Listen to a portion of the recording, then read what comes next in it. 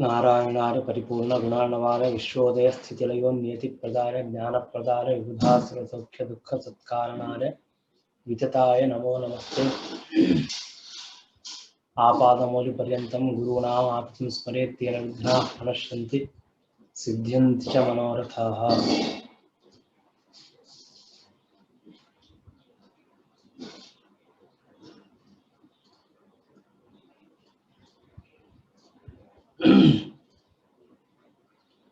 ಶ್ರೀ ಗುರುಭ್ಯೋ ನಮಃ. ತಾತ್ಪರ್ಯದ 26ನೇ ಅಧ್ಯಾಯ 135ನೇ ಶ್ಲೋಕ ಇವಾಗ ನಾವು ಪ್ರಾರಂಭ ಮಾಡ್ತಾ ಇರೋದು. ಭೀಮಸ್ಯ ನಾನದತ ಏವ ಮಹಾಸ್ವನೇನ ವಿನ್ಮೂತ್ರ ಶೋಣಿತಮಥೋ ಮತಿಮಾಪುರೇಕೆ ಭೀತೇಶ್ ಸರ್ವಂದ್ರಪತಿಷ್ಠಮುಮಾಪತೂರ್ಣಂ ಕರ್ಣೋ ವಿಕರ್ಣ ಮುಖರಾಪಿ ಧತ್ತರಾಷ್ಟ್ರಾಹ.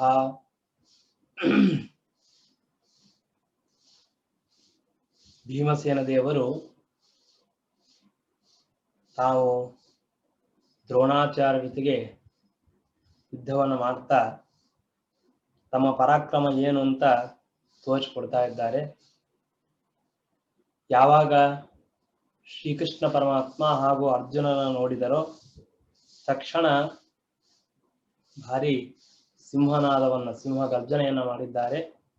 ಅದರಿಂದ ಧರ್ಮರಾಜನಿಗೆ ವಿಷಯ ಗೊತ್ತಾಯಿತು, ಕೃಷ್ಣ ಪರಮಾತ್ಮ ಅರ್ಜುನ ಸಾತ್ವಿಕೆ ಎಲ್ಲರೂ ಕ್ಷೇಮವಾಗಿದ್ದಾರೆ, ಅವ್ರಿಗೇನಾಗಿಲ್ಲ. ಆಮೇಲೆ ಮತ್ತೆ ಪುನಃ ಭೀಮಸೇನ ದೇವರು ಮತ್ತೆ ತಾವು ಆ ಧ್ವನಿಯನ್ನ ಸಿಂಹಗರ್ಜನ ಮಾಡ್ತಾ ಇದ್ದಾರೆ. ಯಾಕೆ ಅಂದ್ರೆ ಅದರಿಂದ ಅದಿಷ್ಟು ಭಯಂಕರವಾಗಿತ್ತು. ನಾನದತಃ ಅಂದ್ರೆ ಭಾರಿ ಧ್ವನಿ ಮಾಡೋದರಿಂದ ಮಹಾಸ್ವನೇನ ಆ ಧ್ವನಿಯಿಂದಾಗಿ ಎಷ್ಟೋ ಜನರಿಗೆ ರಕ್ತವಾಂತಿ, ಮೂತ್ರ ಹಾಗೂ ಭೇದಿ ಇದೆಲ್ಲ ಆಗಿದೆ. ಎಷ್ಟೋ ಜನ ಸತ್ತು ಹೋಗಿದ್ದಾರೆ. ಮೃತ್ಯುಮಾಪುಹು ಅಷ್ಟು ಭಯಂಕರವಾಗಿತ್ತು, ಕೇಳಲಿಕ್ಕೆ ಸಾಧ್ಯನೇ ಇಲ್ಲ. ಎಲ್ಲರಿಗೂ ಭಯವಾಗಿದೆ. ಭೀತೇಶು ಸರ್ವದ್ರಪತಿ, ಎಲ್ಲ ರಾಜರಿಗೂ ಭಯವಾಗಿದೆ.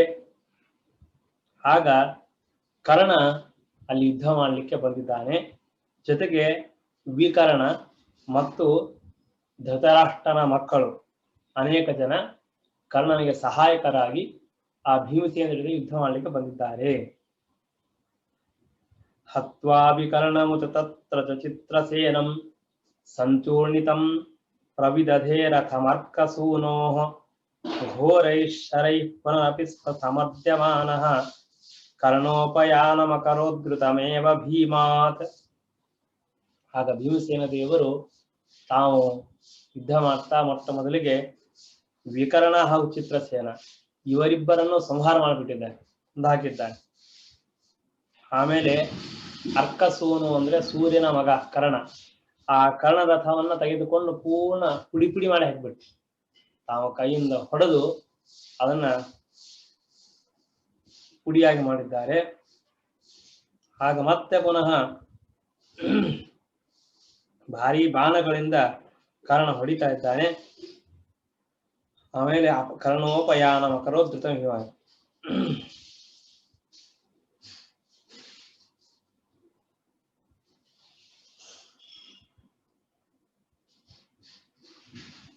ಮತ್ತೆ ಪುನಃ ಕರ್ಣ ಇನ್ನೊಂದು ಯುದ್ಧಕ್ಕೆ ಬಂದ್ರೆ ನೋಡ್ತಾರೆ ಭೀಮಸೇನ ಮಾಡ್ತಕ್ಕಂತಹ ಯುದ್ಧ ಬಹಳ ಘೋರವಾಗಿತ್ತು, ಗಾಬರಿ ಆಗಿದೆ. ಅವನಂತ ನಾನು ಭೀಮಸೇನ ಯುದ್ಧ ಮಾಡ್ತಾ ಹೋಗ್ಬಿಟ್ರೆ ಎಲ್ಲಿ ಭಯ ಅಂತ ತಿಳ್ಕೊಂಡು ನಿಧಾನವಾಗಿ ಅಲ್ಲಿಂದ ಸರಿದು ಬೇರೆ ಕಡೆ ಹೋಗಿದ್ದಾನೆ. ಆಶ್ವಾಸ್ಯ ಚೈವ ಸುಚಿರಂ ಪುನರೇವ ಭೀಮಂ ಯುದ್ಧಾಯಾತಿ ಧೃತರಾಷ್ಟ್ರಸುತೈಃ ತಥಾನ್ಯೈಃ ತಾಂಶ್ಚೈವ ತತ್ರ ವಿನಿಹತ್ಯ ತಥೈವ ಕರ್ಣೋ ವಿಶ್ವಾಯುಧಃ ಕೃತ ಉತಾಪಯೌ ಕ್ಷಣೇನ. ಸ್ವಲ್ಪ ದೂರ ಹೋಗಿ ಕರ್ಣ ಸ್ವಲ್ಪ ವಿಶ್ರಾಂತಿ ತಗೋತಾನೆ. ನಾನು ಭೀಮಸೇನ ಜೊತೆ ಯುದ್ಧ ಮಾಡ್ಲಿಕ್ಕೆ ಸಾಧ್ಯ ಇಲ್ಲ, ತುಂಬಾ ಕಷ್ಟ, ಬಹಳ ಶ್ರಮವಾಗಿದೆ ಅಂತ ಹೇಳಿ ಸ್ವಲ್ಪ ಹೊತ್ತು ವಿಶ್ರಾಂತಿ ಮತ್ತೆ ಯುದ್ಧಕ್ಕೆ ಬರ್ತಾನೆ. ಮತ್ತೆ ಅನೇಕ ಧೃತರಾಷ್ಟ್ರನ ಮಕ್ಕಳು ಬೇರೆ ಬೇರೆ ಎಲ್ಲರೂ ಕೂಡ ಬಂದಿದ್ದಾರೆ. ಅವರನ್ನು ಕೂಡ ಮತ್ತೆ ಪುನಃ ಭೀಮಸೇನ ದೇವರು ಸಂಹಾರ ಮಾಡಿದ್ದಾರೆ. ಮತ್ತೆ ಪುನಃ ಕರ್ಣನ ಕುದುರೆಗಳು, ಆಯುಧ ಎಲ್ಲವನ್ನೂ ಭೀಮಸೇನ ದೇವರು ನಾಶ ಮಾಡಿದ್ದಾರೆ. ಮತ್ತೆ ಪುನಃ ಕರ್ಣ ದೂರ ಹೋಗಿದ್ದಾನೆ, ಬೇರೆ ರಥದಲ್ಲಿ ಕೂತ್ಕೊಂಡು ಬರ್ತಾನೆ. ವಿಕರ್ಣ ಚಿತ್ರ ಸೇನಾದ್ಯಾಹ ಯಂ ವೀರತಮ ಸುತಾಹ ಕರ್ಣಸ್ಯ ಪಶ್ಚತೋ ಭೀಮಬಾಣ ಕೃತ್ತ ಶಿರೋಧರಾಹ ನೃಪೇತುಃ ಧೃತರಾಷ್ಟ್ರಸ್ಯ ರಥೇಭ್ಯಃ ಪೃಥ್ವೀತಲೆ ತ್ರಯೋವಿಂಶತಿರೇವಾತ್ರ ಕರ್ಣ ಸಾಹಾಯ್ಯಕಾರಿಣಃ. ವಿಕರ್ಣ ಚಿತ್ರಸೇನ ಮೊದಲಾಗಿರ್ತಕ್ಕಂತಹ ಅನೇಕ ಜನ ಧೃತರಾಷ್ಟ್ರನ ಮಕ್ಕಳು ಅವರು ಕರ್ಣ ಜೊತೆಗೆ ಯುದ್ಧ ಮಾಡ್ತಾ ಇದ್ದಾರೆ. ನೋಡ್ತಾ ಇರುವಾಗಲೇ ಭೀಮಸೇನ ದೇವರು ಅವರ ಕುತ್ತಿಗೆಗಳನ್ನ ಕತ್ತರಿಸಿ ಅವರನ್ನ ಕೊಂದು ಹಾಕ್ತಾ ಇದ್ದಾರೆ. ಹೀಗೆ ನೃಪೇತುಃ ಧೃತರಾಷ್ಟ್ರ ಎಲ್ಲರೂ ಕೆಳಗಡೆ ಬಿದ್ದು ಸತ್ತು ಹೋಗ್ತಾ ಇದ್ದಾರೆ. ಒಟ್ಟಿಗೆ 23 ಜನ, ಒಟ್ಟಿಗೆ 100 ಜನ ಇದ್ದಾರೆ. ಶ್ರೀಮದಾಚಾರ್ಯ 100 ಜನ ಲೆಕ್ಕವನ್ನು ಕೊಡ್ತಾರೆ. 10 ಜನ, 5 ಜನ, 20 ಜನ, 8 ಅಂತ ಹೀಗೆ ಹೇಳಿ ಒಟ್ಟಿಗೆ ದುರ್ಯೋಧನ ಪ್ರಾರಂಭ ಮಾಡಿಕೊಂಡು 100 ಜನ ಇದ್ದಾರೋ ಎಲ್ಲರನ್ನೂ ಭೀಮಸೇನ ದೇವರೇ ಸಂಹಾರ ಮಾಡ್ತಾರೆ. ಈಗ ಯುದ್ಧದಲ್ಲಿ 23 ಜನ ಅವರು ಸತ್ತು ಹೋಗಿದ್ದಾರೆ. ಕರ್ಣ ಸಹಾಯಕಾರಿಣ, ಕರ್ಣ ಸಹಾಯ ಮಾಡಬೇಕು ಅಂತ ಬಂದಿದ್ರು. ಅರ್ಜುನನ ಜೊತೆಗೆ ಯುದ್ಧ ಮಾಡಬೇಕು ಅಂತ ಬಂದಿದ್ದ ಪಾಪ ಕರ್ಣ. ಆದ್ರೆ ಭೀಮಸೇನ ಹೇಳ್ಕೊಂಡು ಭೀಮಸೇನ ಯುದ್ಧ ಮಾಡ್ತಾ ಇದ್ದ. ಎಷ್ಟು ಸಲ ಸೋತು ಹೋದ ಅಂತ ಶ್ರೀಮದಾಚಾರ್ಯ ಹೇಳ್ತಾರೆ. ಏಕವಿಂಶತಿ ವಾರಂತ್ಯ ವ್ಯಶ್ವಸೂತ ರಥಧ್ವಜ ಗಾಢಂ ಅಭ್ಯರ್ಹಿತ ತೀಕ್ಷ್ಣೈ ಶರೈ ಭೀಮೇನ ಸಂಯೋಗೆ. ರಥ ತಗೊಂಡ್ ಬರಬೇಕು, ಯುದ್ಧ ಮಾಡಬೇಕು. ಭೀಮಸೇನ ದೇವರು ಆ ರಥವನ್ನ, ಸೂತನನ್ನ, ಧ್ವಜ ಎಲ್ಲ ನಾಶ ಮಾಡಬೇಕು. ಮತ್ತೆ ಹೋಗ್ತಾನೆ, ಇನ್ನೊಂದು ರಥದಲ್ಲಿ ಬರ್ತಾನೆ. ಅದು ಯಾವಾಗಲೂ ಸಿದ್ಧವಾಗಿರುತ್ತೆ ಯುದ್ಧದಲ್ಲಿ. ಹಾಗೆ 21 ಸಲ ಕರ್ಣ ಯುದ್ಧಕ್ಕೆ ಬರ್ತಾನೆ, ಭೀಮಸೇನ ದೇವರು ಸೋಲಿಸ್ತಾರೆ, ಮತ್ತೆ ಹೋಗ್ತಾನೆ, ಮತ್ತೆ ಬರ್ತಾನೆ. 21 ಬಾರಿ ಭೀಮಸೇನ ದೇವರು ಸೋಲಿಸಿದ್ದಾರೆ. ಅವನ ಅನೇಕ ಬಾಣಗಳಿಂದ ಭೀಮಸೇನ ಹೊಡಿಸ್ಕೊಂಡು ಬಹಳ ಕಷ್ಟವಾಗಿದೆ ಕರ್ಣನಿಗೆ. ನೋಡ್ರಿ, ಕರ್ಣನನ್ನ ಕೊನೆಗೆ ಸಂಹಾರ ಮಾಡಿದ್ದು ಅರ್ಜುನ ನಿಜ, ಇಲ್ಲ ಅಂತಲ್ಲ. ಆದ್ರೆ ಭೀಮಸೇನ ದೇವರ ಪರಾಕ್ರಮದ ಮುಂದೆ ಕರ್ಣನ ಪರಾಕ್ರಮ ಏನಿದೆ, ಬಲ ಏನೂ ಇಲ್ಲ. ಅದನ್ನು ನಾವು ಸರಿಯಾಗಿ ತಿಳ್ಕೊಳ್ಬೇಕು. ಪ್ರಾಣ ಸಂಶಯ ಮಾಪನ್ನಃ ಸರ್ವಲೋಕಸ್ಯ ಪಶ್ಯತಃ ರಣಂ ತ್ಯಕ್ತ್ವಾ ಪ್ರದುದ್ರಾವ ರುದಂ ದುಃಖಾತ್ ಪುನಃ ಪುನಃ. ಬಹಳ ಕಷ್ಟವಾಗಿದೆ ಕರ್ಣನಿಗೆ. ಅವನಿಗೆ ಪ್ರಾಣ ಸಂಶಯ, ನಾ ಬದುಕ್ತೀನೋ ಇಲ್ಲೋ ಅಂತ ಅಷ್ಟು ಕಷ್ಟವಾಗಿ ಎಲ್ಲರೂ ನೋಡ್ತಾ ಇರುವಾಗ ಆ ಯುದ್ಧ ರಂಗವನ್ನ, ಭೂಮಿಯನ್ನು ಬಿಟ್ಟು ಓಡಿ ಹೋಗ್ತಾನೆ ಕರ್ಣ. ರುದಂ ದುಃಖಾತ್ ಪುನಃ ಪುನಃ. ಅವನಿಗೆ ದುಃಖವಾಗಿದೆ, ಕಷ್ಟವಾಗಿದೆ, ಅಳತಾ ಅಳತಾ ಓಡಿ ಹೋಗ್ತಾನೆ. ಅಂದ್ರೆ ಭೀಮಸೇನ ದೇವರ ಜೊತೆಗೆ ಯುದ್ಧ ಮಾಡಲಿಕ್ಕೆ ಸಾಧ್ಯನೇ ಇಲ್ಲ, ಎಷ್ಟು ಶ್ರಮ ಅದನ್ನು ತೋರಿಸ್ಕೊಡ್ತಾ ಇದ್ದಾರೆ. ಮತ್ತೆ ಯುದ್ಧಕ್ಕೆ ಬಂದ.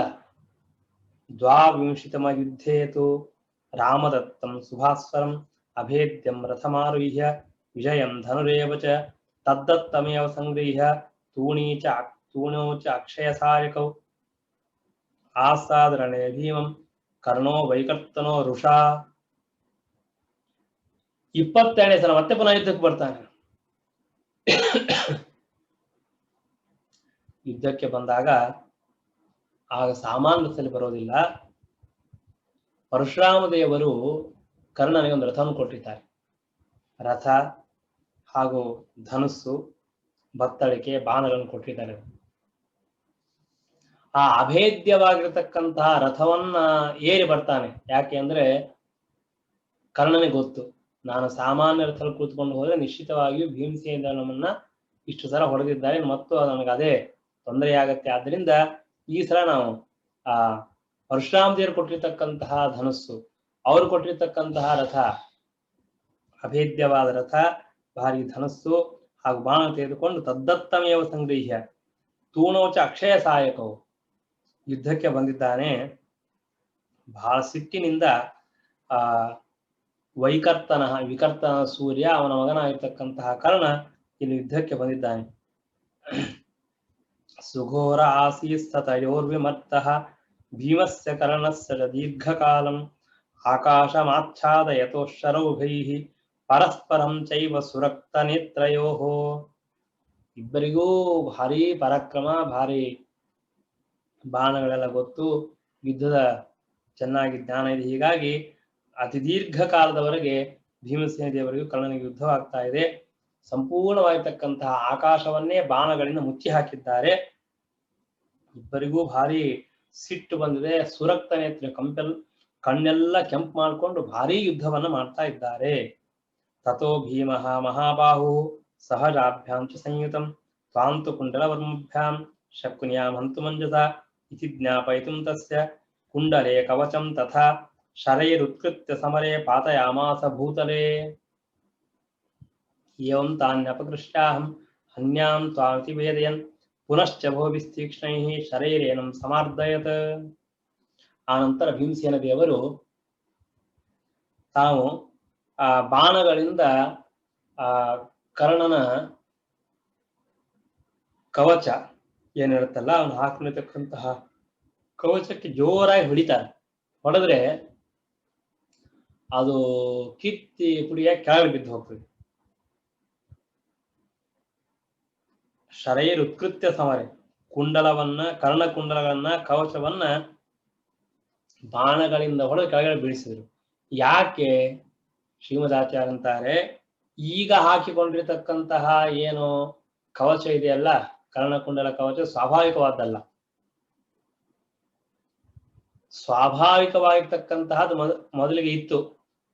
ಅದು ಯುದ್ಧಕ್ಕಿಂತಲೂ ಮೊದಲಿಗೇನೆ ಇಂದ್ರ ಬಂದು ತಾನು ಅದನ್ನ ಬೇಕು ಅಂತ ಕೇಳಿಕೊಂಡು ದಾನ ಕೇಳಿದ, ತಗೊಂಡು ಹೋಗಿದ್ದಾನೆ. ಹೀಗಾಗಿ ಭೀಮಸೇನ ದೇವರು ಏನು ಸೂಚನೆ ಮಾಡ್ತಾರೆ ಅಂತಂದ್ರೆ, ಸ್ವಾಭಾವಿಕವಾಗಿರ್ತಕ್ಕಂತಹ ಕವಚ ಹಾಗೂ ಕರ್ಣಕುಂಡಲಗಳು ಇದ್ದರೂ ಕೂಡ ತಾಂತು ಕುಂಡ ವರ್ಮಭ್ಯಾಂ ಶಕ್ನಿಯಾಂ ಹಂತು ಮಂಜಸ, ಹಾಗಿದ್ರು ನಾನು ಕೊಡ್ಲಿಕ್ಕೆ ಸಾಧ್ಯ ಇದೆ, ನನಗಂತಹ ಸಾಮರ್ಥ್ಯ ಇದೆ. ಅದನ್ನ ತೋರಿಸೋ ಸಲುವಾಗಿ ಈಗಿರ್ತಕ್ಕಂತಹ ಕರ್ಣಕುಂಡಗಳನ್ನ ಕಿತ್ತಿ ಹಾಕಿದ್ದಾರೆ, ನಾಶ ಮಾಡಿದ್ದಾರೆ. ಏವಂ ತಾನ್ಯಪಕೃಷ್ಯಾಹಂ ಹನ್ಯಾಂ ತ್ವಾಮಿದೆ, ಇದೇ ರೀತಿಯಾಗಿ ನಿನ್ನ ಕರ್ಣಕುಂಡಲಗಳನ್ನ ನಾಶ ಮಾಡಿ ನಿನ್ನನ್ನು ಸಂಹಾರ ಮಾಡುವ ಶಕ್ತಿ ನನಗಿದೆ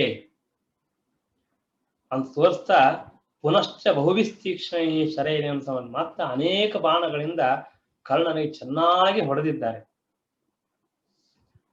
ತತಸ್ತು ಭೀಮಸ್ಯ ಬಭೂವ ಬುದ್ಧಿ ಅಸ್ಪರ್ಧಿನ ಸರ್ವ ಜಯೋ ಹಿ ದತ್ತಃ ಅಮುಷ್ಯ ರಾಮೇಣ ನ ಚ ಸ್ಪೃಧಾಯಂ ಕರ್ಣೋ ಮಯಾ ಯುಧ್ಯತಿ ಕೃಚ್ಛಗೋಹ್ಯಯಂ ತಥಾಪಿ ಮೇ ಭಗವಾನತ್ಯನುಗ್ರಹಾತ್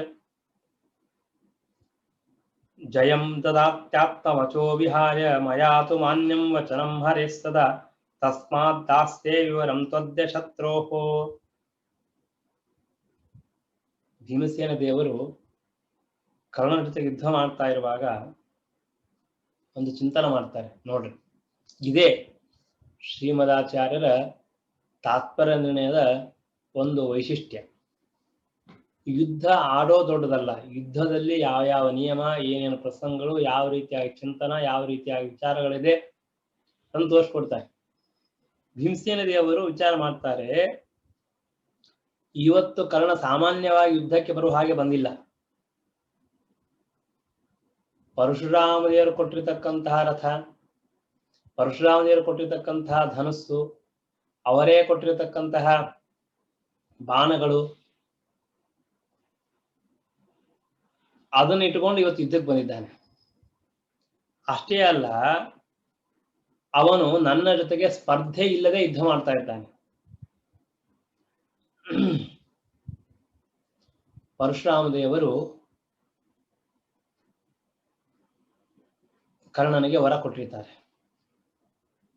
ನಿನಗೆ ಭಾರಿ ಶಕ್ತಿ ಇದೆ, ಭಾರಿ ವಿದ್ಯೆ ಇದೆಲ್ಲ ಇದೆ, ಆದರೆ ನೀನು ಸ್ಪರ್ಧೆಯಿಂದ ಯಾರ ಜೊತೆಗೆ ಯಾರು ಯುದ್ಧ ಮಾಡಿದ್ರೆ ನೀನು ಸೋತೋಗ್ಬಿಡ್ತಿ, ಸ್ಪರ್ಧೆ ಇಲ್ಲದೆ ಯುದ್ಧ ಮಾಡಿದ್ರೆ ನೀನು ಗೆಲ್ಲುತ್ತಿ ಅಂತ ಪರಶುರಾಮ ದೇವರು ಕರ್ಣನಿಗೆ ಕೊಟ್ಟಿರ್ತಕ್ಕಂತಹ ವರ. ಭೀಮಸೇನ ದೇವರು ವಿಚಾರ ಮಾಡ್ತಾರೆ, ಇವತ್ತು ಕರ್ಣನ ಜೊತೆಗೆ ಯುದ್ಧ ಮಾಡ್ತಾ ಇರೋದು ಸ್ಪರ್ಧೆ ಇಲ್ಲದೆ ಯುದ್ಧ ಮಾಡ್ತಾ ಇದ್ದಾನೆ. ತತಸ್ತು ಭೀಮಸ್ಯ ಬಭೂವ ಬುದ್ಧಿ, ಬುದ್ಧಿ ಅಂದ್ರೆ ಜ್ಞಾನ, ವಿಚಾರ. ಅಸ್ಪರ್ಧಿನ ಸರ್ವ ಜಯೋ ಹಿ ದತ್ತಃ ಅಮುಷ್ಯ ರಾಮೇಣ, ಪರಶುರಾಮ ದೇವರು ಈ ಕರ್ಣನಿಗೆ ವರವನ್ನು ಕೊಟ್ಟಿದ್ದಾರೆ. ಏನ್ ವರ ಕೊಟ್ಟಿದ್ದಾರೆ? ನೀನು ಯಾರ ಜೊತೆ ಯುದ್ಧ ಮಾಡ್ತೀಯಲ್ಲ ಎಲ್ಲರನ್ನೂ ಗೆಲ್ತಿ, ಯಾವಾಗ ಅವರ ಜೊತೆಗೆ ನಿನಗೆ ಸ್ಪರ್ಧೆ ಇಲ್ಲದೆ ಇದ್ದರೆ. ಸ್ಪರ್ಧೆಯಿಂದ ಯುದ್ಧ ಮಾಡಿದ್ರೆ ಮಾತ್ರ ನೀನು ಸೋತೋಗ್ತಿ. ಎಷ್ಟು ಸಣ್ಣ ವ್ಯಕ್ತಿ ಯಾರು, ನೀನು ಅವರಿಂದ ಸೋತೋಗ್ಬಿಡ್ತಿ. ಸ್ಪರ್ಧೆ ಇಲ್ಲದೆ ಇದ್ದರೆ ಯಾವುದೇ ವ್ಯಕ್ತಿ ಇದ್ದರೂ ನೀನು ಅವರನ್ನ ಗೆಲ್ಲುತ್ತಿ ಎಂಬುದಾಗಿ ವರವನ್ನ ಕೊಟ್ಟಿದ್ದಾರೆ ಪರಶುರಾಮ ದೇವರು. ಇವತ್ತಾದರೂ ಕರ್ಣ ಯುದ್ಧ ಮಾಡ್ತಾವನಿಗೆ ಸ್ಪರ್ಧೆ ಇಲ್ಲ. ಕೃಚ್ಛಗೋ ಹ್ಯಯಂ ಅಂದ್ಮೇಲೆ ಇವಾಗ ನನಗೆ ಕಷ್ಟ, ನಾನೇನ್ ಮಾಡ್ಬೇಕು? ಇವಾಗ ಕರ್ಣನ ಜೊತೆ ಯುದ್ಧ ಮಾಡ್ತಾ ಇರುವಾಗ ಸೋಲ್ಬೇಕಾ ಅಥವಾ ಸೋಲಿಸ್ಬೇಕಾ? ಸೋಲಿಸ್ಬಿಟ್ರೆ ಭಗವಂತನ ಮಾತು ಹೋಗ್ಬಿಡ್ತದೆ, ಸೋಲಿಕ್ಕೆ ಸಾಧ್ಯ ಇಲ್ಲ. ಹಾಗಾದ್ರೆ ಏನ್ ಮಾಡಬೇಕು? ಅದನ್ನು ಚಿಂತನೆ ಮಾಡಿದ್ರು ಅಂತ ಹೇಳ್ತಾರೆ. ಕರ್ಣೋಮಯ ಯುದ್ಧತಿ ಕೃಚ್ಛಗೋಹ್ಯಯಂ. ಕೃಚ್ಛ ಅಂದ್ರೆ ಕಷ್ಟ, ಕೃಚ್ಛ್ರಗಃ ಈ ಅಯಂ ಬಹಳ ಕಷ್ಟ ಆಯ್ತಲ್ಲ, ಇವಾಗ ಏನ್ ಮಾಡ್ಬೇಕು?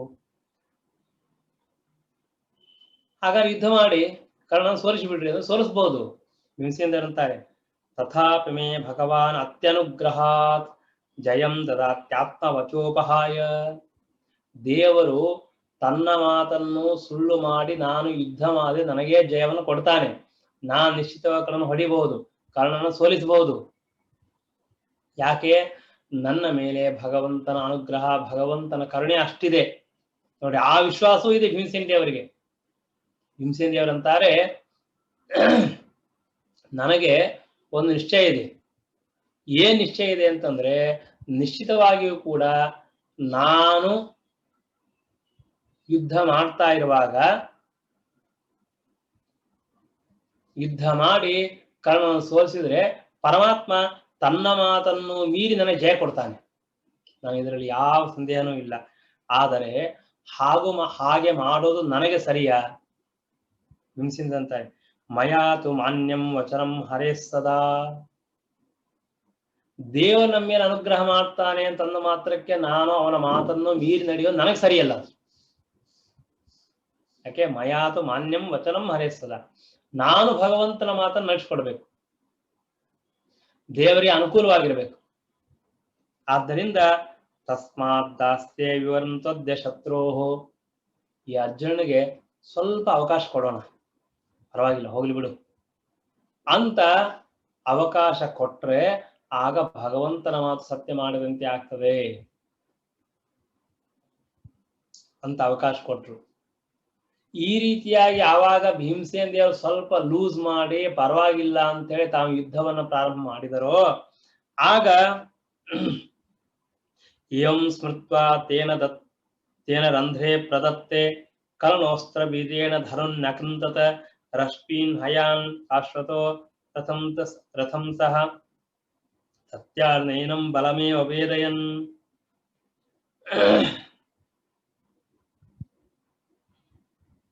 ಯಾವಾಗ ಭೀಮಸೇನ ದೇವರು ಭಗವಂತನ ವಿಚಾರವನ್ನು ತಿಳಿದುಕೊಂಡು ತಾವು ಸ್ವಲ್ಪ ಕರ್ಣನಿಗೆ ಅವಕಾಶ ಕೊಟ್ಟರು, ಆಗ ಕರ್ಣ ತನ್ನ ಅಸ್ತ್ರದ ಪರಾಕ್ರಮದಿಂದ ಬಾಣಗಳಿಂದ ಭೀಮಸೇನ ಧನುಸ್ಸನ್ನ ಕತ್ತರಿಸಿ ಹಾಕಿದ್ದಾನೆ, ಕುದುರೆಗಳನ್ನು ನಾಶ ಮಾಡಿದ್ದಾನೆ, ರಥವನ್ನು ನಾಶ ಮಾಡಿದ್ದಾನೆ, ಆ ಹಗ್ಗ ಲಗಾಮ್ ರಶ್ಮಿ ಅವುಗಳನ್ನು ನಾಶ ಮಾಡಿದ. ತ್ಯಾಜನೈವಂ ನೈಜಂ ಬಲಮೇ ಅವೇದಯನ್. ಆಗ ಭೀಮಸೇನ ಅಂತಾರೆ ಈ ರಥ ತಗೊಂಡು ನಾನೇನು ಮಾಡ್ಲಿ, ರಥ ಹಾಕುದು ಏನ್ ಬೇಕಾಗಿಲ್ಲ ಅಂತ ನನಗೆ ಸ್ವಾಭಾವಿಕವಾಗಿರ್ತಕ್ಕಂತಹ ಬಲ ಇದೆ ಅಂತ ತೋರ್ಸ್ಕೊಡ್ತಾ ಆ ರಥವನ್ನು ದೂರ ಬಿಟ್ಟೇ ಬಿಡ್ತಾರೆ. ನಮೇ ರಥಾದ್ದೇ ಧನುಷಾಪಿ ಕಾರ್ಯಂ ಇತ್ಯೇವ ಸಂಜ್ಞಾಪಯಿತುಂ ವೃಕೋದರಃ ಖಮುತ್ಪಪಾತ ಉತ್ತಮ ವೀರ್ಯ ತೇಜಾಃ ರಥಂ ಚ ಕರ್ಣಸ್ಯ ಸಮಾಸ್ಥಿತ ಕ್ಷಣಾತ್. ಕರ್ಣ ನನಗೆ ಈ ರಥ, ಈ ಧನುಸ್ಸು, ಈ ಏನ್ ಬೇಕಾಗಿಲ್ಲ ಅಂತ, ಅದರಿಂದ ಏನ್ ಲಾಭ ಇಲ್ಲ ನನಗೆ ಸ್ವಾಭಾವಿಕವಾಗಿ ಬರದೆ ಅಂತ ತಿಳಿಸ್ಕೊಡ್ತಾ ಭೀಮಸೇನ ದೇವರು ತಕ್ಷಣ ತಮ್ಮ ರಥದಿಂದ ಜಿಗಿದು ಆಕಾಶಕ್ಕೆ ಹಾರಿ ಕರ್ಣ ರಥದಲ್ಲೇ ಬಂದ್ಬಿಡ್ತಾರೆ. ರಥಂ ಚ ಕರ್ಣಸ್ಯ ಸಮಾಸ್ಥಿತ ಕ್ಷಣ. ಕರ್ಣನ ರಥದಲ್ಲಿ ತಾವು ಅಲ್ಲಿಂದ ಜಿಗಿದು ಕರ್ಣ ರಥದಲ್ಲಿ ಬಂದು ಕೂತ್ಬಿಟ್ರು. ಕರ್ಣನಿಗೆ ಗಾಬರಿ ಆಗಿಬಿಡ್ತದೆ. ಏನಿದು, ನಾನು ಭೀಮಸೇನ ದೇವರನ್ನು ಹೊಡಿಬೇಕು, ನಾಶ ಮಾಡಬೇಕು, ರಥ ಎಲ್ಲ ನಾಶ ಮಾಡಬೇಕು ಅಂತ ಮಾಡಿದೆ. ಈಗ ನೋಡಿದ್ರೆ ಭೀಮಸೇನ ದೇವರು ನನ್ನ ರಥದಲ್ಲೇ ಬಂದ್ಬಿಟ್ರು ಅಂತ ಗಾಬರಿ ಆಗ್ಬಿಟ್ಟಿದ್ದಾನೆ. ಭೀತಸ್ತು ಕರ್ಣೋ ರಥಕೂಬರೆ ತದಾ ವ್ಯಲೀಯತಾಧಸ್ಸ ವೃಕೋದರೋ ರಥಾತ್ ಅವಪ್ಲುತೋ ಜ್ಞಾಪಯಿತು ಸ್ವಶಕ್ತಿಂ ನಿರಾಯುಧತ್ತೆ ಪರಿನಿಗ್ರಹಾದು. ಗಾಬರಿಯಾಗಿ ಕರ್ಣ ಕೆಳಗೆ ಜಿಗಿದ್ಬಿಟ್ಟ. ಕೆಳಗೆ ಜಿಗಿದು ಆ ಕುದುರೆ ಹಾಗೂ ರಥದ ಮಧ್ಯದಲ್ಲಿ ಸ್ವಲ್ಪ ಅವಕಾಶ ಇರ್ತದಲ್ಲ ಕೆಳಗಡೆ, ಅಲ್ಲಿ ಹೋಗ್ಬಿಡ್ತಾನೆ. ರಥ ಕೂಬರೆ ತದಾ ವ್ಯಲೀಯತ ಅಧಃ, ಕೆಳಗಡೆ ಹೋಗಿ ಗಾಬರಿಯಾಗಿ ಮುಚ್ಕೊಂಡು ನಿಂತು ಬಿಟ್ಟ. ತಾನು ಕಾಣಿಸ್ಬಾರದು, ಭೀಮಸೇನ ದೇವರಿಗೆ ಕಾಣಿಸಿದ್ರೆ ಏನ್ ಮಾಡ್ತಾರೋ ಗೊತ್ತಿಲ್ಲ, ಭಯವಾಗಿಬಿಟ್ಟದೆ. ಆಗ ಭೀಮಸೇನ ದೇವರು ಅವನು ಏನ್ ಮಾಡೋದಿಲ್ಲ, ಮತ್ತೆ ಪುನಃ ಅದೇ ರಥದಿಂದ ಕೆಳಗಡೆ ಜಿಗಿತಾರೆ. ಕರ್ಣರಥದಿಂದ ಕೆಳಗಡೆ ಜಿಗಿದು ಅವಪ್ಪತಃ. ಯಾಕೆ ಹೀಗೆ ಮಾಡಿದ್ರು ಅಂದ್ರೆ ಭೀಮಸೇನ ದೇವರು ಅಂತಾರೆ, ನನ್ನಲ್ಲಿ ಯಾವ ಆಯುಧ ಬೇಕಾಗಿಲ್ಲ, ರಥ ಬೇಕಾಗಿಲ್ಲ, ಏನು ಬೇಕಾಗಿಲ್ಲ, ಏನಿಲ್ಲದೆ ಇದ್ರೂ ಕೂಡ ನಾನು ಶತ್ರು ನಿಗ್ರಹ ಮಾಡ್ತೇನೆ, ಶತ್ರು ನಾಶ ಮಾಡ್ತೇನೆ, ಅಂತಹ ಶಕ್ತಿ ನನಗಿದೆ ಅಂತ ತೋರಿಸ್ಕೊಡ್ಬೇಕಾಗಿ ಭೀಮಸೇನ ದೇವರಿಗೆ. ಅದಕ್ಕಾಗಿ ಭೀಮಸೇನ ದೇವರು ತಮ್ಮ ರಥವನ್ನು ಬಿಟ್ಟು ಅವನು ನಾಶ ಮಾಡಿದ್ದಕ್ಕೆ ಅಲ್ಲಿ ಜಿಗಿದು ಅವನ ರಥಕ್ಕೆ ಹೋಗಿದ್ದಾರೆ. ಅದ್ರ ಕರ್ಣನಿಗೆ ಏನು ಮಾಡಿಲ್ಲ ಅಂತ ವಾಪಸ್ ಬಂದ್ಬಿಟ್ಟು. ಯಾಕೆ ಹೀಗೆ ಮಾಡಿದ್ರು? ಶ್ರೀಮದಾಚಾರ್ಯ ಕಾರಣ ಹೇಳ್ತಾರೆ, ನೈಚ್ಛದ್ ಗೃಹೀತುಂ ವಿನಿಹಂತುಮೇವ ರಥಂ ಧನುರ್ವಾ ಸರಣೆ ಅಪಹರ್ತುಂ ದ್ರೋಣಸ್ಯ ಯದ್ವತ್ಪೂರ್ವಮತೀವ ಶಕ್ತೋಪ್ಯಮಾನಯದ್ ರಾಮವಚೋಸ್ಯ ಭಕ್ತ್ಯ. ಕರ್ಣನನ್ನ ಹೊಡೆಯೋದು ಎಷ್ಟೊತ್ತು ಭೀಮಸೇನ ದೇವರಿಗೆ, ಅವನು ಕಟ್ಟಿ ಹಾಕಿ ತಂದು ಬಿಡಬಹುದಾಗಿತ್ತು. ಆದರೆ ನೈಚ್ಛದ್ ಗೃಹೀತುಂ, ಹಗ್ಗದಿಂದಲೋ ಮತ್ತೊಂದಲು ಕಟ್ಟಿ ಹಾಕ್ಲಿಕ್ಕೂ ಅಪೇಕ್ಷೆ ಮಾಡಲಿಲ್ಲ. ವಿನಿಹಂತುಮೇವ, ಕೊಂದು ಹಾಕಿಬಿಡುವುದಿಲ್ಲ ಅಂದ್ರೆ ಕೊಂದು ಹಾಕ್ಲಿಕ್ಕೂ ಅಪೇಕ್ಷೆ ಮಾಡಲಿಲ್ಲ. ರಥಂ ಧನುರ್ವಾಸರಣೆ ಅಪಹರ್ತುಂ, ಅಥವಾ ಇವತ್ತು ಅವನ ರಥ ಇತ್ತು, ಯಾವ ರಥ? ಪರಶುರಾಮ ದೇವರು ಕೊಟ್ಟಿರ್ತಕ್ಕಂತಹ ರಥ. ಆ ಧನುಸ್ಸು ಅದನ್ನು ಎತ್ಕೊಂಡು ಹೋಗ್ಬಿಡುವುದಾಗಿತ್ತು, ಅಪಹಾರ ಮಾಡಿಬಿಟ್ಟು ಮುಗಿದೋಯ್ತು, ಅವನಿಗೆ ಭಾರಿ ಹಾನಿ ಆಗ್ತಿತ್ತು. ಅದನ್ನೂ ಅಪೇಕ್ಷೆ ಮಾಡಲಿಲ್ಲ. ನೋಡ್ರಿ, ಭೀಮಸೇನ ದೇವರಿಗೆ ಯಾವುದ್ರ ಅಪೇಕ್ಷೆನೂ ಇಲ್ಲ. ಮತ್ತೆ ಅಧಾರ್ಮಿಕವಾಗಿ ಅನ್ಯಾಯ ಮಾಡಿ ತಾವು ಯುದ್ಧ ಮಾಡಿ ಗೆಲ್ಲಬೇಕು ಅನ್ನೋ ಅವಶ್ಯಕತೆನೂ ಭೀಮಸೇನ ದೇವರಿಗಿಲ್ಲ. ಹೀಗಾಗಿ ಭೀಮಸೇನ ದೇವರು ಅವರು ತಾವು ಸುಖವಾಗಿದ್ದಾರೆ, ಏನ್ ಚಿಂತೆ ಮಾಡಲಿಲ್ಲ, ಸರಿ ಪರವಾಗಿಲ್ಲ, ಇದರಿಂದ ನನಗೇನಾಗೋದಿದೆ. ದ್ರೋಣಾಚಾರ್ಯರಿಗೆ ಹೇಗೆ ಮಾಡಿದ್ರಲ್ಲ, ನೋಡು ದ್ರೋಣಾಚಾರ್ಯ ನಿಮ್ಮನ್ನ ಶಕ್ತಿ ಇಲ್ಲ ಅಂತ ತಿಳ್ಕೊಬಿಡ, ಶಕ್ತಿ ಇದೆ, ಆದ್ರೂ ಕೂಡ ನಿಮ್ಮನ್ನ ಸೋಲಿಸ್ತಾ ಇಲ್ಲ ಅಂತ ತೋರಿಸಿಕೊಟ್ಟಂತೆ ಈಗ ಕರ್ಣನಿಗೂ ಚೆನ್ನಾಗಿ ಹೊಡೆದು ಬಡದು ಸೋಲಿಸಿ ಪೂರ್ವ ಅತೀವ ಶಕ್ತಿ ಒಪ್ಪಿ, ಭಾರಿ ಶಕ್ತಿ ಇದೆ, ಆದರೂ ಅಮಾನಯ ರಾಮವಚೋಸ್ಯ ಭಕ್ತ್ಯ, ರಾಮದೇವರಲ್ಲಿ ಅರ್ಥಾತ್ ಪರಶುರಾಮ ದೇವರಲ್ಲಿ ಭಕ್ತಿ ಇದೆ. ಪರಶುರಾಮ ದೇವರು ವರ ಕೊಟ್ಟಿದ್ದಾರೆ, ಸ್ಪರ್ಧೆ ಇಲ್ಲದೆ ಯಾಕೆ ಯುದ್ಧ ಮಾಡ್ತೀಯೋ ಅವರನ್ನ ನೀನು ಗೆಲ್ಲಬೇಕು, ಎಲ್ಲರನ್ನೂ ಗೆಲ್ಲಬೇಕು ಅಂತಾರೆ ಇದೆ. ಆದ್ದರಿಂದ ಭೀಮಸೇನ ದೇವರು ಸುಮ್ಮನೆ ಇದ್ದಾರೆ, ಏನ್ ಮಾಡಲಿಲ್ಲ. ಅಷ್ಟೇ ಅಲ್ಲ, ಶ್ರೀಮದಾಸ ಇನ್ನೊಂದು ಕಾರಣವನ್ನು ಹೇಳ್ತಾರೆ, ಸತ್ಯಾಂ ಕರ್ತುಂ ವಾಸವೆಶ್ಚ ಪ್ರತಿಜ್ಞಾಂ ಸಮ್ಮಾನೇನ್ ವೈಷ್ಣವತ್ವಾಚ್ಚ ಕರಣಂ ಧಾತುಂ ರಂಧ್ರಂ ಸೂರ್ಯರಸ್ಯ ಪ್ರಯಾತಃ ಶರಕ್ಷೇಪಾರ್ಥಂ ದೂರಮತಿಷ್ಠ ತತ್ರ. ಅರ್ಜುನ ಪ್ರತಿಜ್ಞೆ ಮಾಡಿದ್ದಾನೆ, ಆ ಅರ್ಜುನನ ಪ್ರತಿಜ್ಞೆ ಸತ್ಯವಾಗಬೇಕು. ಕರ್ಣನನ್ನು ನಾನು ಸೋಲಿಸ್ತೇನೆ, ಕರ್ಣನನ್ನು ನಾನು ಹೊಡಿತೇನೆ, ಕರ್ಣನನ್ನು ಸಾಯಿಸ್ತೇನೆ ಅಂತ ಅರ್ಜುನ ಪ್ರತಿಜ್ಞೆ ಮಾಡಿದ್ದಾನೆ. ಮತ್ತೆ ಭೀಮಸೇನ ದೇವರ ಕೆಲಸ ಮಾಡಿಬಿಟ್ರೆ ಅರ್ಜುನಿಗೆ ತುಂಬಾ ಮನಸ್ಸಿಗೆ ಕಷ್ಟವಾಗ್ತದೆ, ಅವನ ಪ್ರತಿಜ್ಞೆ ನಾಶವಾಗ್ತದೆ, ಅದ್ ನಾನು ಮಾಡೋದು ಬೇಡ ಅಂತ ಬಿಡ್ತಾರೆ. ಅಷ್ಟೇ ಸಮ್ಮಾನೇನ್ ವೈಷ್ಣವತ್ವಾಚ್ಚ ಕರ್ಣ ಇವನು ವೈಷ್ಣವ, ವಿಷ್ಣು ಭಕ್ತ, ಸೂರ್ಯ ದೇವತೆ, ಮಹಾ ಅಪರೋಕ್ಷ ಜ್ಞಾನಿ. ಇವತ್ತು ದುರ್ಯೋಧನಾದಿಗಳ ಅನ್ನವನ್ನು ತಿಂದು ಅವರ ಪಕ್ಷದಲ್ಲಿ ಭಗವಂತನ ವಿರುದ್ಧವಾಗಿ ಅಧರ್ಮಕ್ಕೆ ಪಕ್ಷದಲ್ಲಿ ಯುದ್ಧ ಮಾಡ್ತಾ ಇದ್ದಾನೆ, ಧರ್ಮಕ್ಕೆ ವಿರುದ್ಧವಾಗಿ ಅಧರ್ಮದ ಪಕ್ಷದಲ್ಲಿ ಯುದ್ಧ ಮಾಡ್ತಾ ಇದ್ದಾನೆ. ವಾಸ್ತವಿಕವಾಗಿ ನೋಡಿದ್ರೆ ಅವನು ವಿಷ್ಣು ಭಕ್ತ, ಆದ್ದರಿಂದ ಅವನನ್ನ ಬಿಟ್ಟಿದ್ದಾರೆ.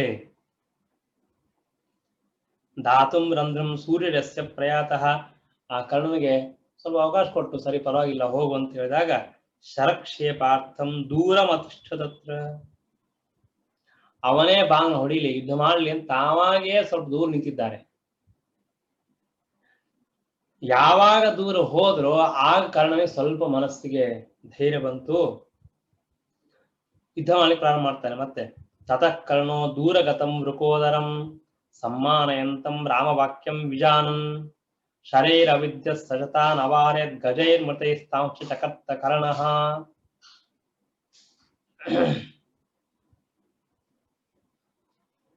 ಕರ್ಣ ದೂರದಲ್ಲಿರ್ತಕ್ಕಂತಹ ಭೀಮಸೇನ ದೇವರಿಗೆ ಮತ್ತೆ ಪುನಃ ಬಾಣಗಳನ್ನು ಹೊಡಿತಾ ಇದ್ದಾನೆ. ಯಾಕೆ ದೂರ ಹೋದ್ರು ಅಂತ ಕರ್ಣನಿಗೆ ಗೊತ್ತಾಯ್ತು ಅಂತ ಹೇಳ್ತಾರೆ. ಸಮ್ಮಾನಯಂತಂ ರಾಮವಾಕ್ಯಂ ವಿಜಾನನ್, ಪರಶುರಾಮ ದೇವರ ವರ ಕೊಟ್ಟಿದ್ದಾರೆ, ಆ ಪರಶುರಾಮ ದೇವರ ವರ ಏನು ಅಂತ ಇಲ್ಲಿ ಗೊತ್ತು, ಆದ್ರಿಂದ ಈ ನನಗೆ ಬಹಳ ಯುದ್ಧ ಮಾಡದೆ ಸೋಲಿಸದೆ ದೂರ ಇದ್ದಾರೆ ಅಂತ ತಿಳ್ಕೊಂಡು ಕರ್ಣ ಮತ್ತೆ ಪುನಃ ಯುದ್ಧ ಮಾಡ್ತಾ ಇದ್ದಾನೆ. ಬಾಣಗಳನ್ನು ಚೆನ್ನಾಗಿ ಹೊಡಿತಾ ಇದ್ದಾನೆ. ಆ ಬಾಣಗಳಿಂದ ಹೊಡೆದ್ರೆ ಭೀಮಸೇನ ದೇವರು ಅಲ್ಲಿ ಎಷ್ಟೋ ಆನೆಗಳೆಲ್ಲ ಸತ್ತು ಬಿದ್ದಿರ್ತದಲ್ಲ, ಆನೆಗಳು ಪ್ರಾಣಿಗಳು, ಅದನ್ನ ತಗೊಂಡು ಎತ್ತಿ ಹೊಡಿತಾ ಇದ್ರು. ಮೃತೈಹಿ ಗಜೈಹಿ ತಾನವಾರೆ, ಆ ಬಾಣಗಳಿಗೆ ತಿರುಗಿ ಬಾಣ ಬಿಟ್ಟಿಲ್ಲ, ಈ ಆನೆಗಳನ್ನ ಎತ್ತಿ ಹಾಕ್ತಾ ಇದ್ದಾರೆ ವಾಪಸ್. ಕರ್ಣ ಬಾಣಗಳಿಂದ ಅವುಗಳನ್ನೆಲ್ಲ ನಾಶ ಮಾಡ್ತಾ ಇದ್ದ. ತಾಂಶ ಚಕರ್ತ ಕರ್ಣಃ ವ್ಯಸೂನ್ ಗಜಾನ್ ಪ್ರಕ್ಷಿಪಂತಂ ಸಮೇತ್ಯ ಸಂಸ್ಪೃಶ್ಯ ಚಾಪೇನ ವಚಶ್ಚ ದುಷ್ಟಂ ಸಂಶ್ರಾವಯಾಮ ಸುಯೋಧನಸ್ಯ ಪ್ರೀತೆ ಪ್ರಜಾನನ್ನಪಿ ತಸ್ಯ ವೀರ್ಯಂ.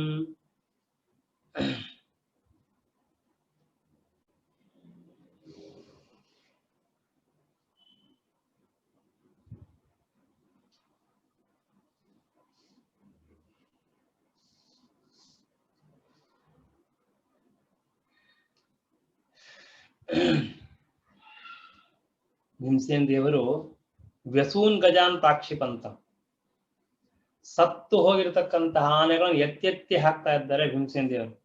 ಆ ಭೀಮಸೇನ ದೇವರ ಸಮೀಪಕ್ಕೆ ಬಂದು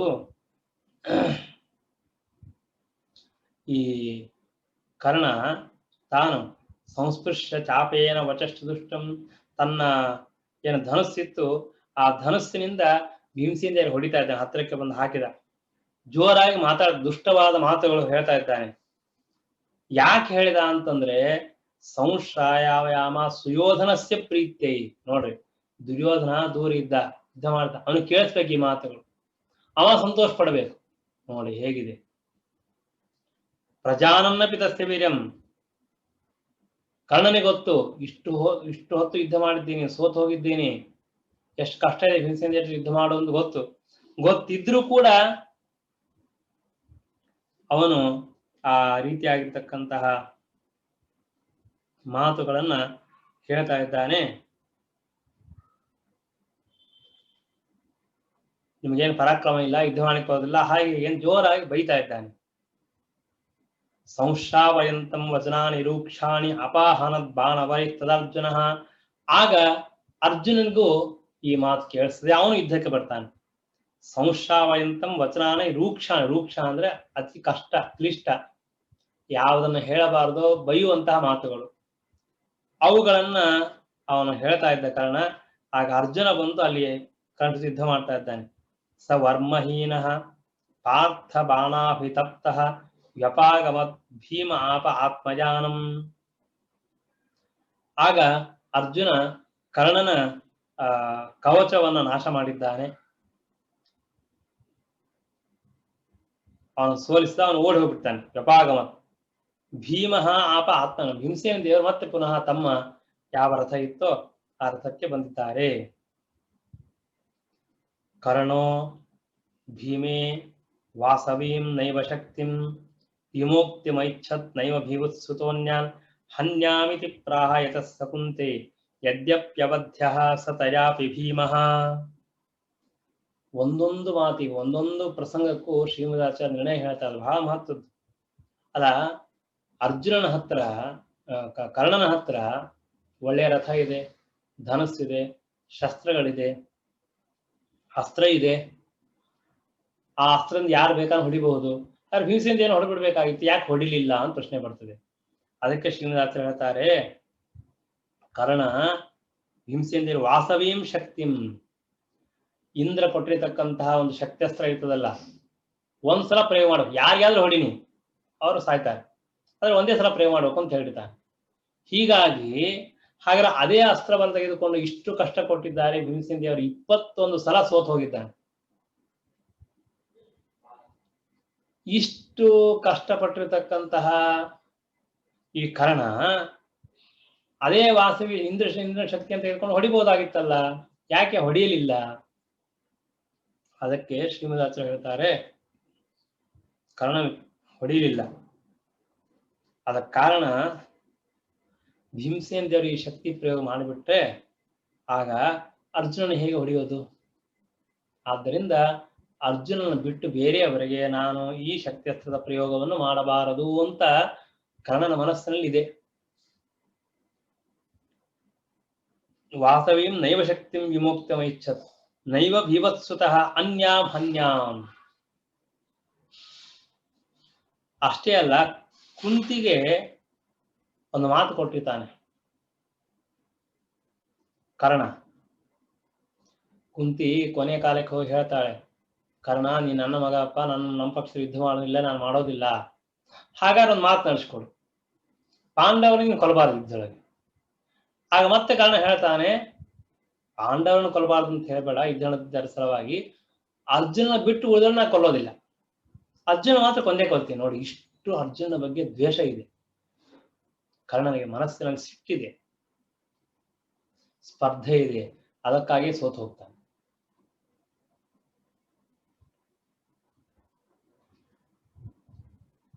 ಭೀವತ್ಸುತಃ ಅನ್ಯಾಂ ನೈವ ಹನ್ಯಾಂ, ಅರ್ಜುನ ಬಿಟ್ಟು ಬೇರೆ ನಾನು ಹೊಡೆಯೋದಿಲ್ಲ ಅಂತ ಕುಂತಿಗೆ ಮಾತನ್ನು ಕೊಟ್ಟಿದ್ದಾನೆ. ಅದಕ್ಕಾಗಿ ಭೀಮಸೇನ ದೇವರಿಗೆ ಕರ್ಣ ಶಕ್ತ್ಯಸ್ತ್ರದಿಂದ ಹೊಡೆಯಲಿಲ್ಲ. ಓ, ಹಾಗಾದ್ರೆ ಶಕ್ತ್ಯಸ್ತ್ರದಿಂದ ಏನಾದ್ರೂ ತಪ್ಪಿ ಕರ್ಣ ಹೊಡೆದಿದ್ದರೆ ಭೀಮಸೇನ ದೇವರು ಸತ್ತೋಗ್ತಿದ್ರ ಅಂತ ಪ್ರಶ್ನೆ ಬರ್ತಾನೆ. ಶ್ರೀಮದಾಚಾರ್ಯ ಹೇಳ್ತಾರೆ, ಯದ್ಯಪ್ಯವಧ್ಯ ಸತಯಾಪಿ ಭೀಮಃ, ಭೀಮಸೇನ ದೇವರು ಯಾವ ಅಸ್ತ್ರ ಬಿಟ್ಟರು ಅವ್ರಿಗೆ ಸಾಯೋದಿಲ್ಲ, ಅವ್ರಿಗೆ ಆರಾಮ್ ಇರ್ತಿದ್ರು. ಆದ್ರೂ ಕೂಡ ನಾವ್ ಇದೇ ತಿಳಿಬೇಕು, ನಮಗೆ ಅನಿಸ್ತದೆ, ಓ ಸುಮ್ಮನೆ ಏನೋ ಸ್ವಲ್ಪ ಸಮಾಧಾನ ಮಾಡೋ ಸಲುವಾಗಿ ಈ ರೀತಿಯಾಗಿ ಹೇಳ್ತಾರೆ, ನಿಜವಾಗಿ ಬಿಟ್ಟಿದ್ರೆ ಏನೋ ಗೊತ್ತಾಗ್ತಿತ್ತು ಅಂತ ನಮ್ಮ ಮನಸ್ಸಿನಲ್ಲಿ ಒಂದು ಸಂಶಯ ಬಂದೇ ಬರ್ತದೆ, ಸಹಜವಾಗಿ ಎಲ್ಲರಿಗೂ ಬರ್ತದೆ. ಅದಕ್ಕೆ ಶ್ರೀಮದಾಚಾರ್ಯ ಇನ್ನೊಂದು ದೃಷ್ಟಾಂತ ಕೊಟ್ಟು ಹೇಳ್ತಾರೆ, ನಾರಾಯಣಸ್ಥಂ ಶಿರಸಿ ಪ್ರಪಾತಿತಂ ನಯಸ್ಯ ಲೋಮಾಪ್ಯದಃ ಶಿರಸ್ಥಿತಂ ಕಿಂ ತಸ್ಯ ಶಕ್ತಿ ಪ್ರಕರೋತಿ ವಾಸವಿ ತಥಾನ್ಯದಪ್ಯನ್ಯ ಶಸ್ತ್ರಂ ಮಹಚ್ಚ. ಶ್ರೀಮದಾಚಾರ್ಯ ಅಂದ್ರೆ ಏನ್ ಭೀಮಸೇನ ದೇವರ ಪರಾಕ್ರಮ ಇದೆ ನಿಮ್ಗೆ ಗೊತ್ತಾ? ಈಗ ಕರ್ಣ ಹತ್ರ ಇದ್ದದ್ದು ಇಂದ್ರ ಕೊಟ್ಟಿರತಕ್ಕಂತಹ ಒಂದು ಶಕ್ತಿಯಸ್ತ್ರ ಅಷ್ಟೇ. ಮುಂದೆ ಇದೇ ಯುದ್ಧದಲ್ಲಿ ಒಂದು ಪ್ರಸಂಗ ಬರ್ತದೆ, ನಾರಾಯಣ ಅಸ್ತ್ರ ಬಿಡ್ತಾರೆ ಅಶ್ವತ್ಥಾಮಾಚಾರ್ಯ. ಕರ್ಣ ಹೇಳ್ತಾನೆ ಎಲ್ಲರೂ ನಮಸ್ಕಾರ ಮಾಡಿ, ಕೃಷ್ಣ ಪರಮಾತ್ಮ ಹೇಳ್ತಾನೆ ಎಲ್ಲರಿಗೂ ನಮಸ್ಕಾರ ಮಾಡ್ರಿ ಅಂತ, ಎಲ್ಲರೂ ನಮಸ್ಕಾರ ಮಾಡ್ತಾರೆ, ಆದರೆ ಭೀಮಸೇನ ದೇವರ ಮಾತ್ರ ಮಾಡೋದಿಲ್ಲ. ಆಗ ನಾರಾಯಣಾಸ್ತ್ರ ಬಂದು ಭೀಮಸೇನ ದೇವರ ತಲೆ ಮೇಲೆ ದೊಡ್ಡ ಬೆಂಕಿ ಸುರಿತಾ ಇರ್ತದೆ, ಆದ್ರೆ ಭೀಮಸೇನ ದೇವರಿಗೆ ಏನೂ ಆಗೋದಿಲ್ಲ. ಅದನ್ನ ಹೇಳ್ತಾರೆ, ನಾರಾಯಣಾಸ್ತ್ರಂ ಶಿರಸಿ ಪ್ರಪಾತಿತಂ, ಭೀಮಸೇನ ದೇವರ ತಲೆ ಮೇಲೇನೆ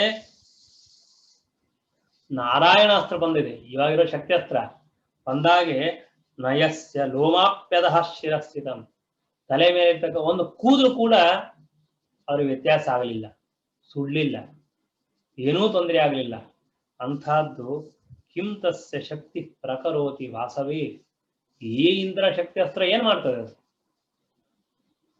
ಏನಾಗೋದಿಲ್ಲ. ಇಂದ್ರನ ಶಕ್ತಿ ಅಸ್ತ್ರದಿಂದ ಏನೂ ಆಗೋದಿಲ್ಲ. ಅಷ್ಟೇ ಅಲ್ಲ, ತಥಾಪಿ ಅನ್ಯದ ಅಪಿ ಅಸ್ತ್ರಶಸ್ತ್ರ ಮಹಚ್ಚ, ಇನ್ಯಾವುದೇ ಅಸ್ತ್ರ, ಯಾವುದೇ ಶಸ್ತ್ರ, ಎಂಥ ಅಸ್ತ್ರಶಸ್ತ್ರ ತೆಗೆದುಕೊಂಡು ಬಂದ್ರಿ ಭೀಮಸೇನ ದೇವರಿಗೆ ಏನೂ ಆಗೋದಿಲ್ಲ.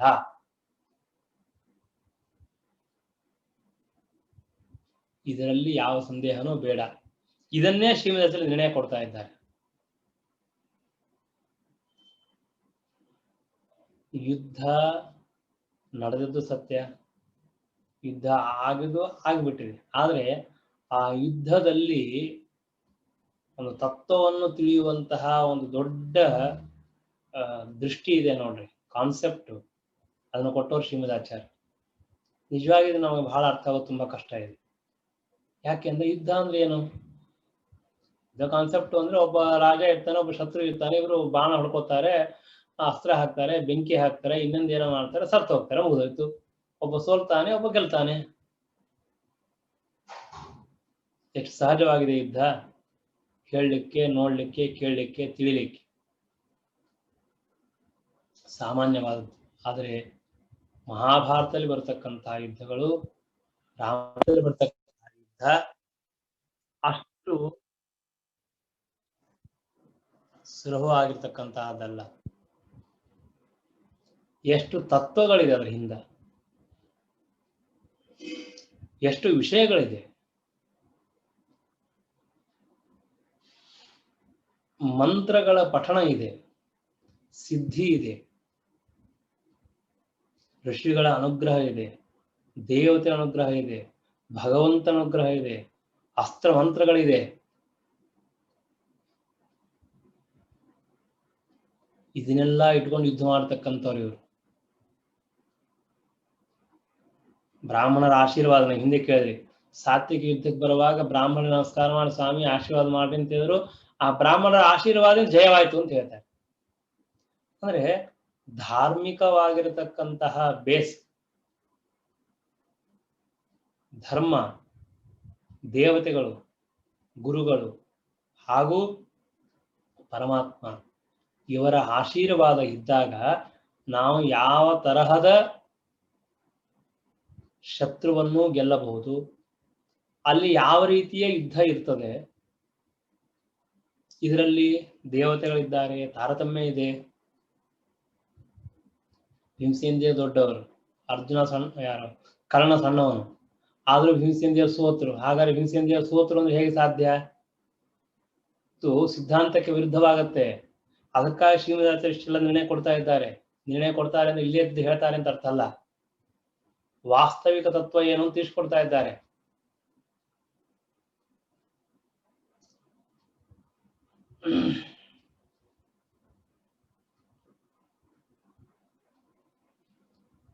ಹೀಗಾಗಿ ಭೀಮಸೇನ ದೇವರಿಗೆ ಯಾವತ್ತೂ ಅವರಿಗೆ ಭಗವಂತನ ಭಕ್ತಿ, ಭಗವಂತನ ಯಾವುದೇ ಒಂದು ಪಾಯಿಂಟ್, ಒಂದು ಅಂಶದಲ್ಲಿಯೂ ದೇವರ ವಿರೋಧ ನನ್ನಿಂದ ಆಗಿದೆ ಅಂತ ಆಗಬಾರದು.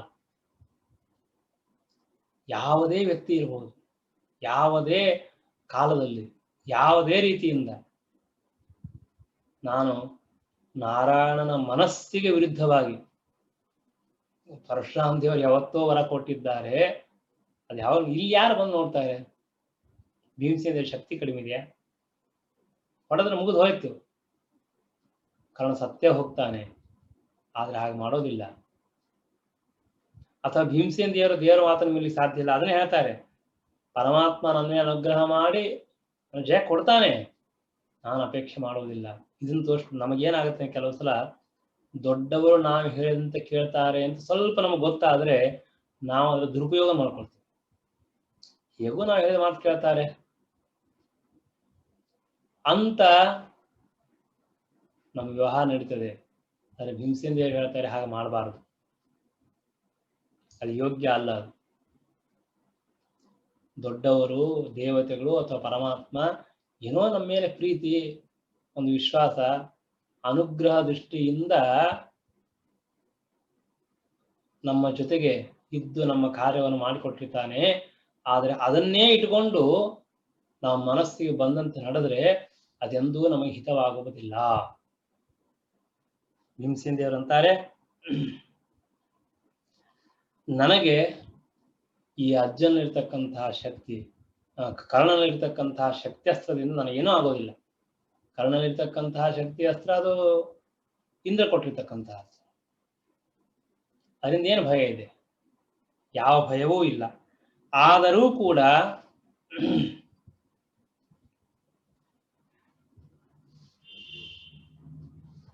ಭೀಮಸೇನ ದೇವರು ಆ ದೂರ ಇದ್ದಾರೆ, ಭಗವಂತನ ಮಾತನ್ನು ಸತ್ಯ ಮಾಡಲಿಕ್ಕೆ ಹಾಗೆ ವ್ಯವಹಾರವನ್ನು ಮಾಡಿದ್ದಾರೆ.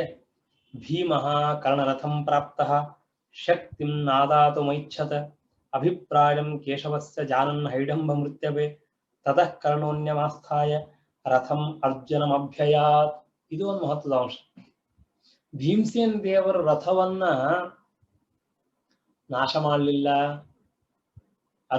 ಕರ್ಣನ ರಥವನ್ನು ನಾಶ ಮಾಡಬಹುದಾಗಿತ್ತು, ಕರ್ಣ ನಡಿಬಹುದಾಗಿತ್ತು. ಅಷ್ಟೇ ಅಲ್ಲ, ನಾವು ಹಿಂದೆ ಕಥೆ ಕೇಳಿದೀವಲ್ಲ, ಭೀಮಸೇನ ದೇವರು ಹಾರಿ ಹೋಗಿ ಕರ್ಣ ರಥದಲ್ಲಿ ಕೂತ್ಬಿಟ್ರು. ಕರ್ಣ ಗಾಬರಿಯಾಗಿ ಕೆಳಗೆ ಹೊಡೆ ಹೋಗ್ಬಿಟ್ಟ. ಆಗ ರಥದಲ್ಲಿ ಯಾರಿದ್ರು? ಭೀಮಸೇನ ದೇವರೇ ಇದ್ರು. ಶಕ್ತಿ ಅಸ್ತ್ರ ಎಲ್ಲಿತ್ತು? ರಥದಲ್ಲೇ ಇತ್ತು. ತಗೊಂಡ್ಬಿಡ್ಬೋದಾಗಿತ್ತು. ಶ್ರೀಮದ್ ಆಚಾರ್ಯ ಅಂತಾರೆ, ಭೀಮಸೇನ ದೇವರು ಕರ್ಣರಥದೊಳಗೆ ಬಂದರೂ ಕೂಡ, ಅಲ್ಲಿಯೇ ಶಕ್ತಿ ಅಸ್ತ್ರ ಇದ್ರೂ ಕೂಡ ಭೀಮಸೇನ ದೇವರು ತೆಗೆದುಕೊಳ್ಳಿಕ್ಕೆ ಅಪೇಕ್ಷಣೆ ಮಾಡಲಿಲ್ಲ. ಅವ್ರಿಗೆ ಏನ್ ಬೇಕಾಗಿದೆ? ಯಾಕೆ ತಗೊಳ್ಳಿಲ್ಲ? ಇದು ಭೀಮಸೇನ ದೇವರು ಗೊತ್ತು. ಏನ್ ಗೊತ್ತು? ಈ ಶಕ್ತಿ ಅಸ್ತ್ರದಿಂದ ಹಿಡಿಂಬಿಯ ಮಗ ಅರ್ಥಾತ್ ಘಟೋತ್ಕಚ ತಮ್ಮ ಮಗನೇ, ಅವನನ್ನ ಕೊಲ್ಲಬೇಕು ಅಂತನ್ನೋದು ಭಗವಂತನ ಸಂಕಲ್ಪ. ಅಭಿಪ್ರಾಯಂ ಕೇಶವಸ್ಯ ಜಾನಿಂ ಹೈಡಿಂಬ ಮೃತ್ಯವೇ. ನೋಡಿ, ಸ್ವಂತ ಮಗ ಆ ಶಕ್ತಸ್ತ್ರಿಂದ ಸತ್ತು ಹೋಗ್ತಾನೆ ಅಂತ ಗೊತ್ತಿದ್ರು ಕೂಡ ಭೀಮಸೇನ ದೇವರು ಅದನ್ನು ತೆಗೆದುಕೊಳ್ಳಿಲ್ಲ. ಅವರಿಗೂ ಅಭಿಮಾನ ಇಲ್ಲ ಅಂತ ತೋರಿಸ್ಕೊಡ್ತಾರೆ. ಭಗವಂತನ ಇಚ್ಛೆಗೆ ವಿರುದ್ಧವಾಗಿ ನಾನು ಯಾವ ಕಾರ್ಯವನ್ನು ಮಾಡೋದಿಲ್ಲ.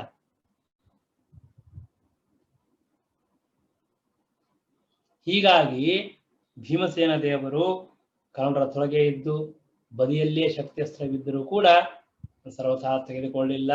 ಯಾಕೆ ಅಂದ್ರೆ ಇವತ್ತು ಭಗವಂತನ ಸಂಕಲ್ಪ ಇದೆ, ಕರ್ಣನಿಗೆ ಬಹಳ ಶ್ರಮವಾಗುತ್ತೆ. ಆಗ ಇದೇ ಶಕ್ತಿಯಸ್ತ್ರದಿಂದ ಘಟೋತ್ಕಚನ ಸಂಹಾರ ಆಗಬೇಕಾಗಿದೆ. ಅದನ್ನ ತೆಗೆದುಕೊಳ್ಳಬಾರದು ಅಂತ ಬಿಟ್ಟಿದ್ದಾರೆ. ತತಃ ಕರ್ಣೋ ಅನ್ಯಮಸ್ಥಾಯ ರಥಂ ಅರ್ಜುನ ಅಭ್ಯಾದ್. ಹೀಗೆ ಯುದ್ಧ ನಡೆದಿದೆ, ಒಂದು ಪ್ರಸಂಗ ನಡೆದು ಹೋಗ್ಬಿಡಿತು. ಆದರೆ ಆ ಯುದ್ಧದ ಪ್ರಸಂಗದ ಹಿಂದಿನ ಒಂದು ಭೂಮಿಕೆ, ಮನಸ್ಸಿನ ಭಾವನೆಗಳು ಕರ್ಣಲ್ಲೇ ಆಗಲಿ ಅಥವಾ ಅರ್ಜುನನಲ್ಲಾಗಲಿ ಅಥವಾ ಭೀಮಸೇನ ದೇವರಲ್ಲಿ ಆಗಲಿ ಯಾವ ರೀತಿಯಾಗಿ ಇತ್ತು ಅನ್ನೋದನ್ನ ಶ್ರೀಮದಾಚಾರ್ಯರು ಈ ತೋರಿಸ್ಕೊಡ್ತಾ ಇದ್ದಾರೆ. ಆಗ ಕರ್ಣ ನೋಡಿದ, ಇನ್ನು ನನಗೆ ಯುದ್ಧ ಮಾಡ್ಲಿಕ್ಕೆ ಆಗೋದಿಲ್ಲ ಭೀಮಸೇನ ದೇವರಿಗೆ ಅಂತ ಸಹಜವಾಗಿ ಇನ್ನೊಂದು ಅರ್ಥವನ್ನು ತೆಗೆದುಕೊಂಡು ಅರ್ಜುನ ಹತ್ರ ಹೋಗ್ಬಿಟ್ಟ, ನಾನು ಅಲ್ಲಿ ಯುದ್ಧ ಮಾಡ್ತೇನೆ ಅಂತ. ಹೀಗೆ ಭೀಮಸೇನ ದೇವರು ಯಾವುದೇ ಪ್ರಸಂಗದಲ್ಲಿ ಭಗವಂತನ ಇಚ್ಛೆಗೆ ವಿರುದ್ಧವಾಗಿ ಯಾವ ಕಾರ್ಯವನ್ನು ಮಾಡೋದಿಲ್ಲ. ಭಗವಂತನ ಮಾತನ್ನ ಯಾವುದೇ ಪ್ರಸಂಗದಲ್ಲಿ ತಿರಸ್ಕಾರ ಮಾಡೋದಿಲ್ಲ. ಮಹಾವಿಷ್ಣು ಭಕ್ತರು ಅಂತ ಅನ್ನೋದನ್ನ ನಾವು ತಿಳಿಯಬೇಕು. ಅಷ್ಟೇ ಮಹಾಪರಾಕ್ರಮಿಗಳು, ಸರ್ವಜ್ಞರು, ಎಲ್ಲವೂ ಗೊತ್ತಿದೆ, ಎಲ್ಲವೂ ತಿಳಿದಿರತಕ್ಕಂತಹ ಸರ್ವಶಕ್ತರಾದ ಭೀಮಸೇನ ದೇವರು ಭಗವಂತನ ಭಕ್ತಿಗಾಗಿ, ಪರಮಾತ್ಮನಿಗಾಗಿ, ಧರ್ಮಕ್ಕಾಗಿ ಯುದ್ಧವನ್ನು ಮಾಡಿದರು. ಅದೇ ರೀತಿಯಾಗಿ ಭಗವಂತ ಅನುಗ್ರಹದಿಂದ ತಾವು ಜಯವನ್ನು ಪಡೆದು ವಿಶಿಷ್ಟವಾಗಿರ್ತಕ್ಕಂತಹ ಧರ್ಮದ ರಾಜ್ಯವನ್ನ ಅವರು ನಡೆಸಿದ್ದಾರೆ ಎಂಬುದಾಗಿ ತಿಳಿಸ್ತಾ ಇದ್ದಾರೆ. ಅದೇ ವಾಯುದೇವರು ಹಾಗೂ ಭಗವಂತ ನಮಗೆ ವಿಶಿಷ್ಟವಾಗಿರ್ತಕ್ಕಂತಹ ಧರ್ಮದ ಪರಿಪಾಲನೆ ಮಾಡುವಂತಹ ಶಕ್ತಿ ಹಾಗೂ ಅದಕ್ಕೆ ಬೇಕಾಗಿರತಕ್ಕಂತಹ ಆಯುಷ್ಯ, ಆರೋಗ್ಯ, ಭಾಗ್ಯ, ಸಕಲವಾದ ಸಾಧನಗಳನ್ನು ಎಲ್ಲವೂ ಕೇಳಿಸಿದ ಭಗವಂತನ ಪ್ರಾರ್ಥನೆ ಶ್ರೀಕೃಷ್ಣ ಅರ್ಪಣಮಸ್ತು.